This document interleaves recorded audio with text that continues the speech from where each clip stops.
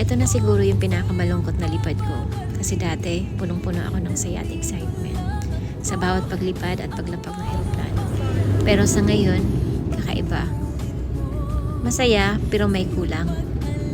Dahil wala na kayo mahimpa. Habang papalapit kami ng papalapit, pabigat naman ang pabigat yung dibdib ko. Dahil alam ko, wala na yung dalawang taong pinaka-importante sa buhay ko. Ma, pa, ito na nga pala si Caleb. Sayang, hindi nyo man lang siya nakita. Hindi ko inisip na sa loob ng 4 na taon, parehas kayong mawawala. Kung hindi lang nakakahiya, kanina pa ako umiiyak o humahagulgol. Pinipigilan ko lang, pa, ma, nakalapag na kami.